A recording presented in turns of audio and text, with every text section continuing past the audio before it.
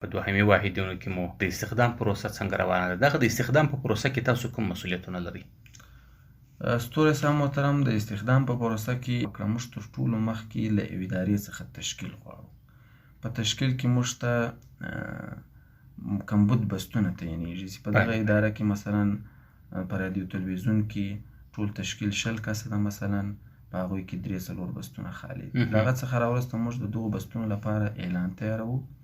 اعلان تاسو ته معلومه ده، له تاسو سره هم شریکېږي. له هغه څخه راوروسته نو بیا اعلان چې نشر سو نو بیا ثبت نام ورته کېږي. له ثبت نام په پروسه کې هم موږ شامل یو. له هغه څخه راوروسته موږ بیا د شارټ لیست پروسه کوو چې په هغه کسان چې پر شرایطو باندې برابر دي هغه په یو لنډ لیست په اصطلاح باندې هغوی کې مشخص کوو.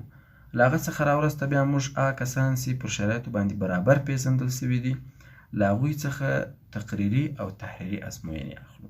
دغه تقریري او تحریري ازموینې د یو ولایتي کمیټې له لوري پر مخ وړل کېږي چې په هغه کې د اړوندې ادارې رئیس او د ولایت مقام د استخدام مدیر او ورسره په څنګ کې د اداري اصلاحاتو مدیر هغوی په دغه کمیټه ولایتي کمیټه له همدغو درو افرادو څخه تشکیلیږي.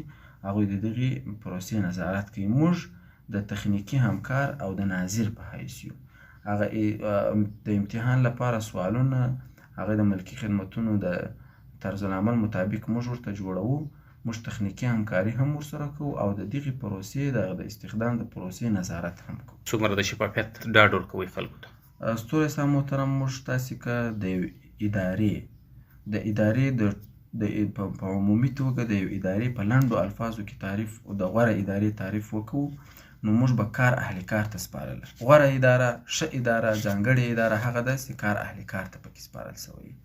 نو چون دا یو ډیره مهمه پروسه ده، د یو ادارې ټول اساس پر همدغې باندې ولاړ ده، نو په همدغه خاطر موږ دغې پروسې ته ډیر زیات جدي یو. د دغې پروسې د شفافیت لپاره موږ دغه کمیټه هغوی په ګډه توګه باندې کار کوي.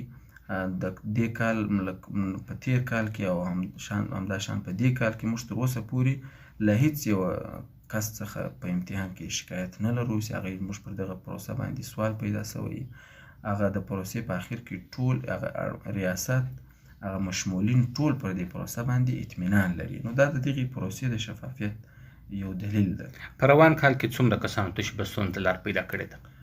په روان کال کې تقریبا تر 50 پورې بستونه اعلان ته تللي دي چې د هغوی لپاره شاوخوا 800 کسانو ثبت نام کړی او ټول بستونه له اهل کسانو څخه ډک سوي دي.